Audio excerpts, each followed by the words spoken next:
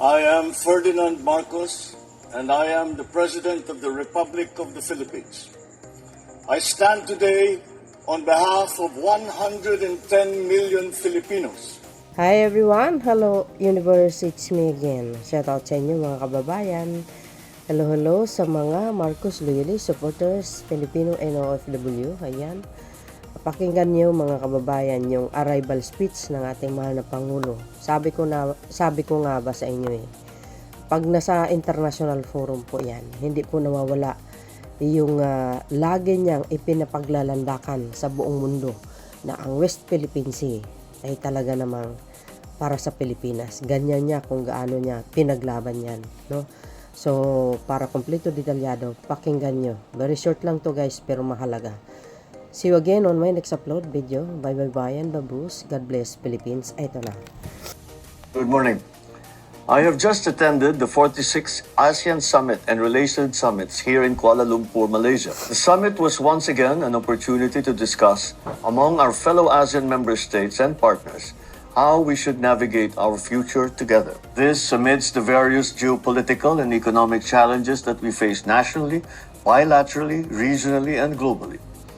We discussed significant international issues and emerging challenges that not only impact our nation, but also the entire region, especially the West Philippine Sea. I reaffirmed that the Philippines will continue to defend our sovereignty, sovereign rights, and jurisdiction in the West Philippine Sea in accordance with international law. We continue to strengthen our partnerships with all countries who share our values and our commitment to peace and the rule of law. The leaders of ASEAN agreed to work as a whole towards the further advancement of ASEAN community building. We adopted the ASEAN Community Vision 2045, which sets out the future direction of ASEAN over the next 20 years, along with its accompanying strategic plans. We are collaborating with our partners to narrow development gaps and to promote inclusive growth, particularly for the marginalized, the underdeveloped, and vulnerable communities. We acknowledge the Complementarities Initiative, which maps the similar goals of the ASEAN Community Vision and the Sustainable Development Goals. We reaffirm the importance of the Treaty of Amity and Cooperation in Southeast Asia. And this is the code of conduct which governs the interstate relations in the region. To prepare our country and our region for the future, the economic front must also be developed. ASEAN continued to demonstrate resilience with a growth of 4.7% in 2024, higher than the global average.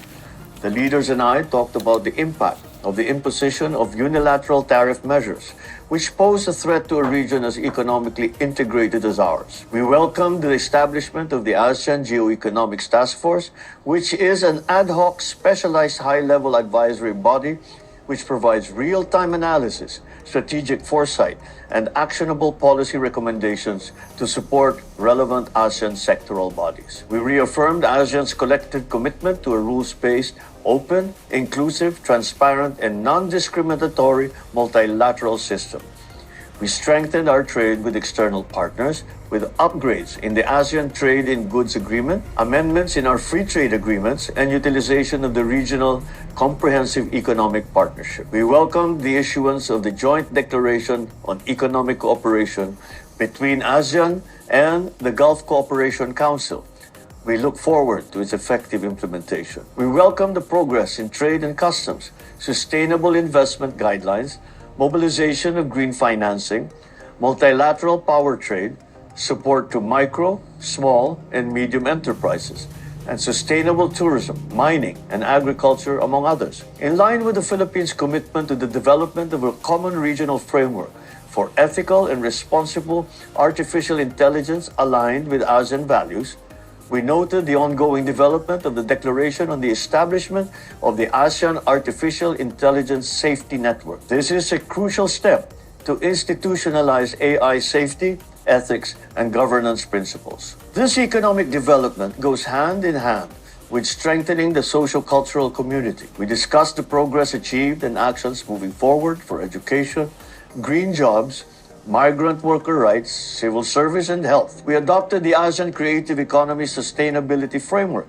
which is a roadmap for balancing economic growth, social inclusion, cultural preservation, and environmental sustainability. Once again, The ASEAN leaders and I had a fruitful interface with the representatives of ASEAN youth, where I highlighted the Philippines' hosting of the 14th Senior Officials Meeting on Youth and the ASEAN Youth Climate Action and Disaster Resilience Conference in Manila. That was recently as part of the government's commitment to the young people of ASEAN. I also encouraged the youth representatives to harness the full potential of technology for the region's development while keeping an eye to the challenges that this new frontier brings, particularly on the misuse of information and artificial intelligence. On the sidelines of the summit, I took the opportunity to engage leaders to discuss bilateral cooperation in strategic areas of mutual interest. I met with the leaders of Lao PDR, Thailand, Vietnam, Cambodia, and Kuwait.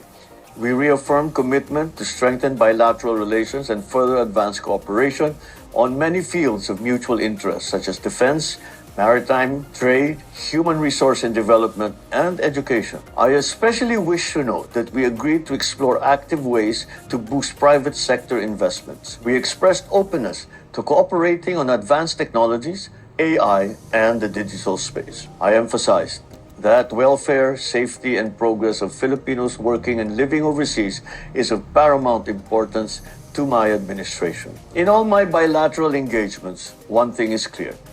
We have to continue to cooperate and to work together to navigate a future that presents us with many opportunities together with many challenges. The Philippine delegation and I are grateful to Malaysia, the chair of ASEAN this year, and our generous host for the successful 46th ASEAN Summit. As a 2026 chair of ASEAN, the Philippines looks forward to building on the gains of Malaysia's chairship and carry ASEAN forward as we navigate our future together. Maraming salamat at magandang umaga po.